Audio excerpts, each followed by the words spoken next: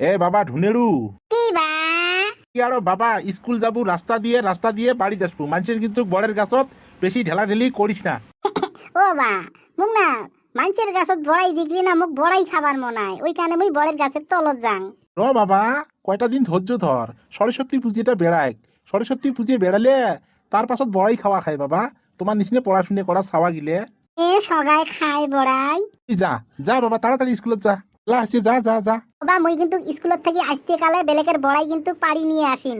আজকে বড়াই খানে আজকে ওগুলো নীতি নিয়মের কথা বাদ দাও, বুড়ে নিয়ে না মানে আর তো ছাওয়া আগত আমরা নিজে দেখলাম যতদিন সরস্বতী পুজো বেড়ায় নাই অতদিন কাহো বড়াই খাই নাই।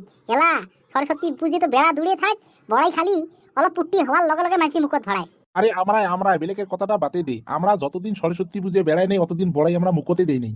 আজিকালি ছাওয়া পড়াশুনে কি অপড়াশুনে কি সবাই খালি বড়াই পালিয়ে হল দিল মুখত। কি কবু বেলেকের ছাওয়া পোয়াক, নিজের ছাওয়াক ঠিক করা হবে, বেলেকের ছাওয়াক কয়া আর লাভ নাই, নিজের ছাওয়াক নীতি নিয়ম ভাবে চলে নিয়ে বেড়া হবে। আওয়ালাভি ছাওয়া নীতি নিয়ম ভাবে চললে হ্যাঁ যে সঙ্গ আজিকালি আমায় যেগুলো কথা কবে ওগুলো তো শুনবে না, সঙ্গগুলোর কথা সেই মনে রাখবি। একটা কাম করেন তো, কি রে কি কাম? এই সরস্বতী পুজো বেড়ালি না বড়াই মোটামুটি আনেন তো খুঁজিয়ে কারবা, আমার তো নাই গাছ, একটু মনের মতন পাত দিয়ে খামো।